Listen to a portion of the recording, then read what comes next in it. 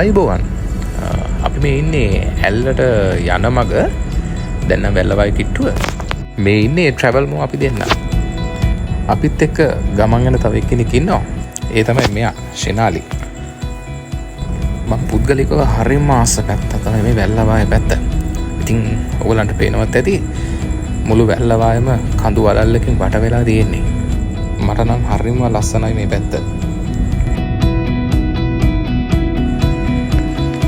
Wellawaya town එකේ ඉඳලා ඇල්ල පැත්තට කිලෝමීටර් 20ක් විතර එනකොට තමයි මේ රාවණ ඇල්ල පිහිටලා තියෙන්නේ. ඉතින් ලංකාවේ තියෙන අනිත් දියැලි වගේ නෙවෙයි. හරිම ලේසියෙන් පහසුවෙන් බලා ගන්න පුළුවන් හරි ලස්සන දියැලක්. අඩි 82ක් විතර මේ දියැල උසයි. ඉතින් රාවණා විසින් සීතව පැහැරගෙන ඇවිල්ලා මේ දියැල්ලේ උඩ කොටසක ගල් ගුහාවක සංගවල තියාගත්ත කියන එක තමයි ඉතින් ජනප්‍රවාදී සඳහන් වෙන්නේ.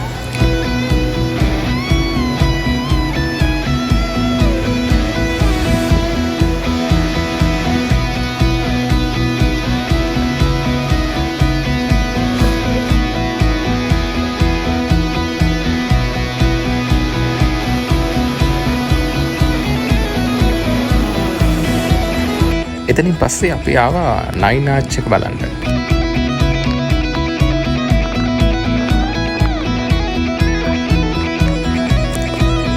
අපේ වෙලාව හොඳයි. කෝච්චිය දැනු එන්නේ. ඉතින් සැහැණ පිරිසක් ඉතින් බලන් ඉන්නවා කෝච්චිය නයින් ආර්ච් එකකින් යන දිහා. විදේශිකයෝ අතර ගොඩක් ඉන්නවා. ඉතින් අපිටත් වෙනදට අපි පහළ ඉඳලා බැලුවට මේ පාර නම් අපිට උඩ ඉඳලා හොඳ ලොකේෂන් එකක් හම්බුණා කෝච්චිය යනවා බලන්න. ඉතින් මෙතනට ඒක නම් හරිම ලස්සනට පේනවා.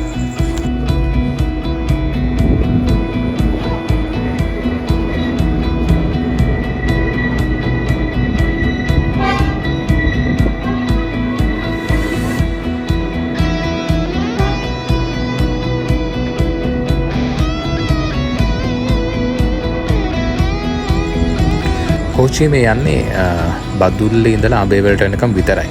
ඉතින් මොකද දිට්ටා සුලිකනෝටුවෙන් පස්සේ තාම කොළඹට යනකම් කෝච්චි දාවන්නේ වෙන්නේ නැහැ. ඉතින් තව මාස 10ක පමණ කාලයක් අත්‍යයි කෝච්චිය සම්පූර්ණයෙන් කොළඹට යනකම් එන්න. මේ ඉන්නේ නිහාල් අයියා. මෙයා අපේ තාත්තගේ යාළුවෙක්. ඉතින් අපි ඇල්ලට ආවට පස්සේ අපි මෙයාව සම්බන්ධ කරගත්තා කෝච්චිය යන එක බලන්න. ඉතින් අපි ඉස්සෙල්ලා බලපු හොටෙල් එක මෙයාගේ තමයි.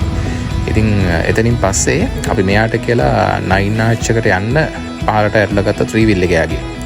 ඉතින් මෙයා නම් කියන්නේ මේක තමයි ළඟම පාර කියලා. ඉතින් ගිහින් බලමු.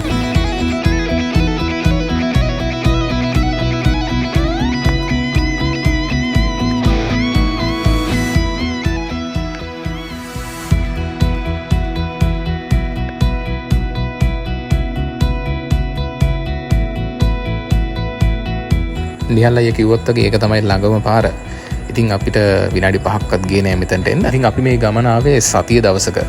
ඉතින් සතිය දවසක වෙලත් ඔයගලන්ට පේනවා ඇති විදේශිකයෝ සෑහෙන පිරිසක් මෙතන ඉන්නවා. ඉතින් ලංකාවේ පිරිස නම් හරි අඩුයි අද මෙතන.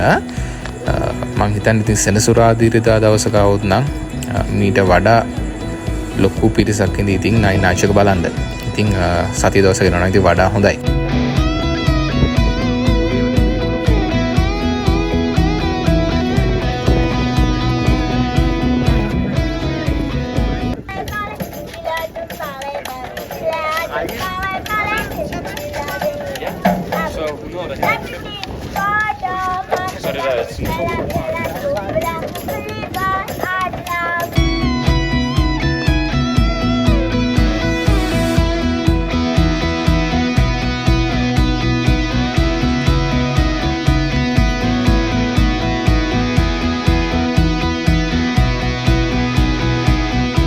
ඉස්සර නම් මේ පේන පැත්ත හරිම ලස්සනයි.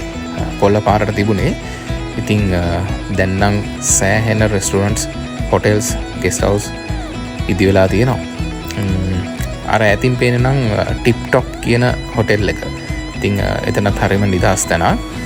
ඉතින් බලන්න ඕගොල්ලොත් මේ ඇල්ලට ඇවිල්ලා තියෙනවා නම් කලින් මේ වෙනස දකි. ඕක තමයි ඉතින් වර්තමාන තත්ත්වය. මෙතන මේ කොළ පාට වහලක් තියෙනවා. අපි අර කෝච්චිය යන එක බැලුවේ මෙන්න මෙතන ඉඳලා.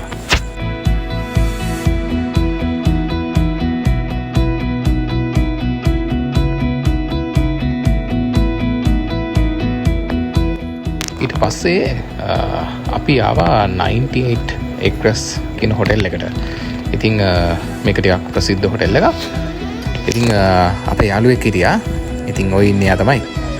එයාව හම්බෙන්න තමයි ඉතින් අපි මෙතනට ආවේ.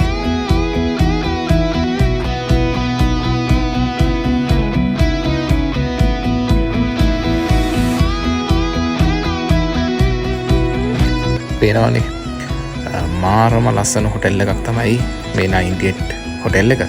ඉතින් කලින් අපි මෙහි ආව 2022 දී. ඉතින් දැන් නම් ගොඩක් ලංකාවේ පිරිස අඩුයි.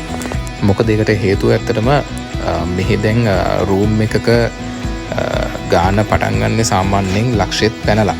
ඉතින් ඉස්සර නම් රුපියල් 35000 40000 ඉඳලා මේක තිබුණා. ඉතින් දැන් නම් සෑහෙන ලොකු ගානකට මේක යන්නේ. මෙතින් නමගේ පරණ ෆොටෝස් අපි මෙහි ආපු.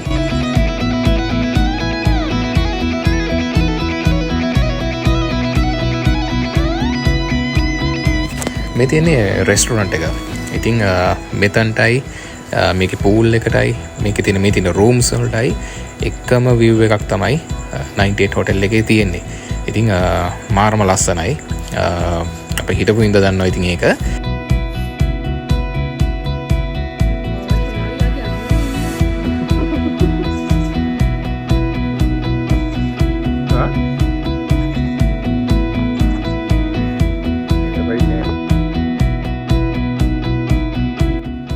මේ තියෙන්නේ 98 එකේ තියෙන රූම්ස්. ඉතින් මෙතන වෙනම තියෙනවා. ඊට පස්සේ ඔයගලට ඈත පේනවා ඇති. එතනත් මේ 98 එකටම තමයි ආйти. මේ තියෙන අපේ පරණ ෆොටෝ එක. ඉතින් ඕක තමයි මේ බ්ලොග් එකේ අපි ගෙන ආපු අපේ ඇල්ල සහ 98 ගමන.